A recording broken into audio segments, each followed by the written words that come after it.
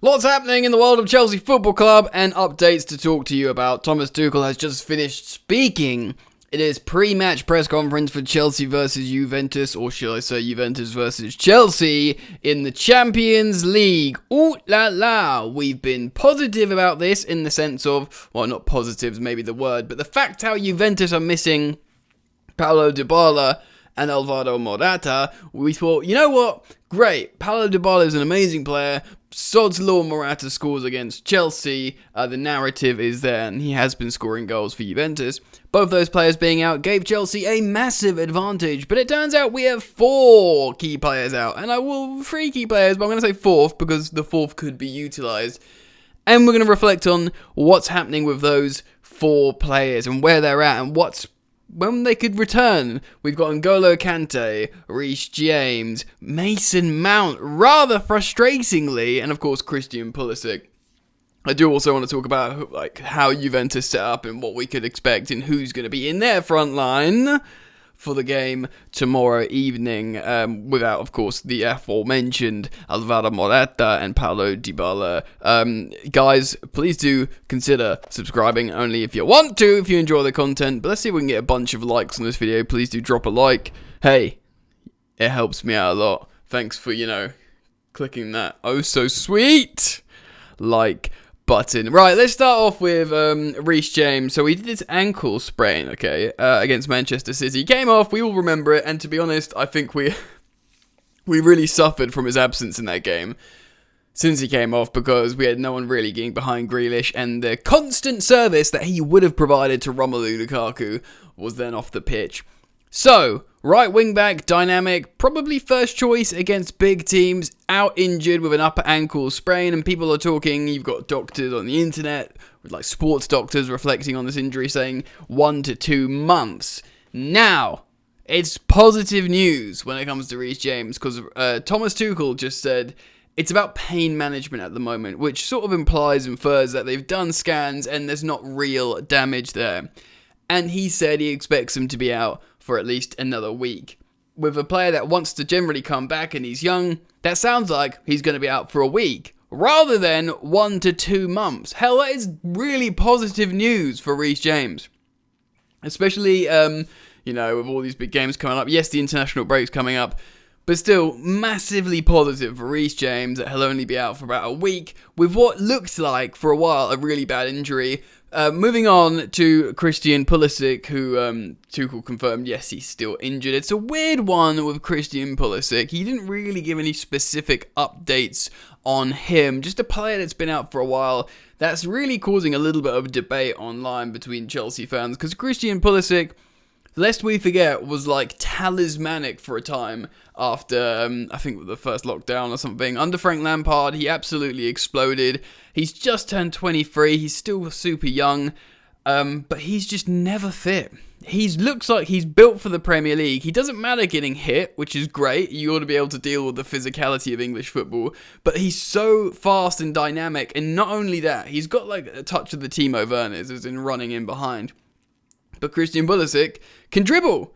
He's got little elements of Eden Hazard. When he's really on song, when he's really on form, people say, oh, he looks a bit like Eden Hazard. He's taken the game by the scruff of the neck here and just, kept the ball at his feet. Something Chelsea could really do with. So I just wanted to remind us that Christian Pulisic is this exciting, dynamic player that we should be very pleased to have.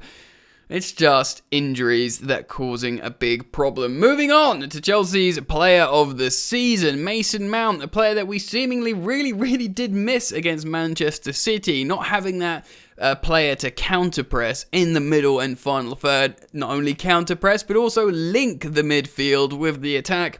Something Mason Mount's very good at. We didn't have that. We looked like we had a gaping big hole. I know it was a 3-5-2 and it was 2 forwards, but you still, even with a 3-4-3 or a 3-5-2, if you have him in there, even as a midfielder, that link is there. So we were all hoping he'd be back for this game. No, he's not. He's out injured still. Mason Mount, I thought, was made of stone, never injured, certainly not for Chelsea in his senior Chelsea career.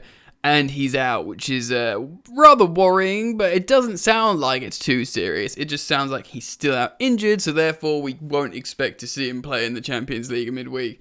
hopefully he'll be back onwards.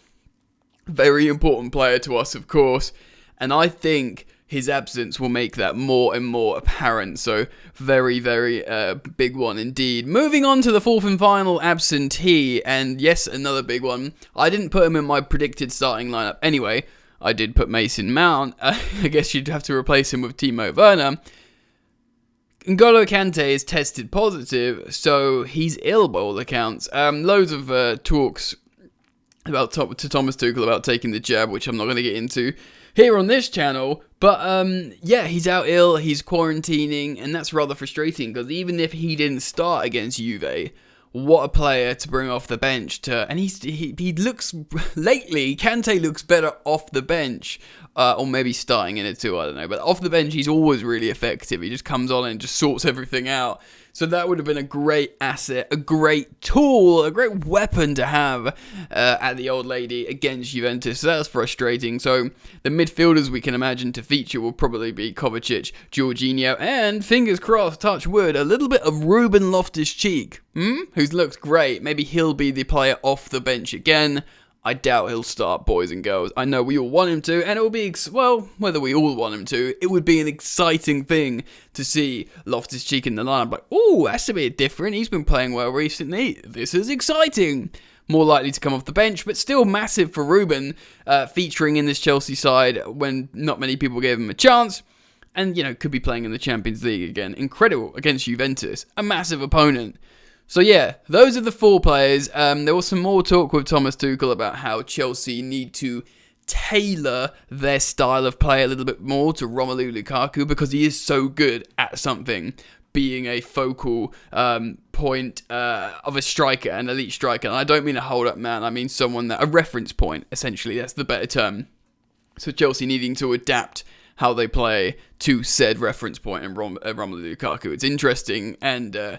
yeah, it's telling how Thomas Tuchel admitted to that. It's like, yeah, that's something we need to do. Cool, so that's interesting.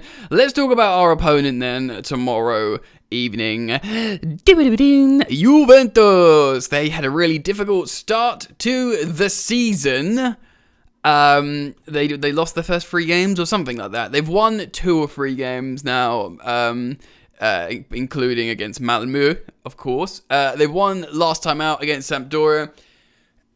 At home, and it took like a penalty as well to be perhaps their third decisive goal. Although they were dominant in shots here, as you can see, 16 shots to Sampdoria's 5, only just edging the possession with 51%. But you really think they should be doing better than that. Let's have a look then.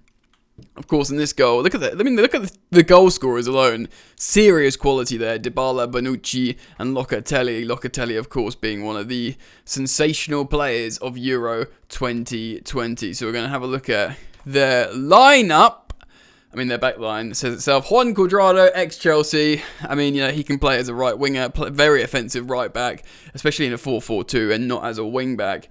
Incredible player. Will look to beat Chelsea, as all ex-Chelsea players do. That's why we're pleased Morata is not playing in this game. So you could probably expect Bonucci, of course, immense quality. De Ligt, amazing player, has moments in Juventus where he struggles. Alexandro, left back, absolute quality, a player that used to be linked to Chelsea a lot. Now, in this 4-4-2, of course they got Locatelli in the midfield and Betancourt, is that how you say it? But without these two up front, you could expect perhaps those 2 wide men in Bernardeschi and Chiesa, they could be the 2 strikers. They play in front threes, both of them, and they could absolutely play in a front 2. But what I do expect is also Weston McKennie and Aaron Ramsey. Ramsey would love to do bits against Chelsea, and don't think Ramsey's not a good player because he's absolute quality. He is. Of course, Moise Kean is doing well again in Italy, so he'll probably start up front as a striker. And for me, what I reckon is it'll be Moise Kean starting up front next to like a Chiesa or something like that. Do you know what I mean? Or it could be a 4-3-3, for example. So you'd have Moise Kean as a striker, flanked by both Bernardeschi and Chiesa, and then you could have Locatelli anchoring the midfield with a Ramsey and another player. So there's a serious serious scope for a very, very, very strong starting 11, who are, of course, playing at home, who, of course, have got Max Allegri as manager, not Pirlo anymore. Yes, they've had a poor start, but he is a very good manager. No complacency, and Chelsea are missing 4 key players themselves. 4. So we need to be very, very wary of this game. The fact how we're coming off a loss where we are really outplayed. So confidence will be knocked. We're on the road. You know, we've got 4 key players as well. I'm going to do a score prediction to this game for fun.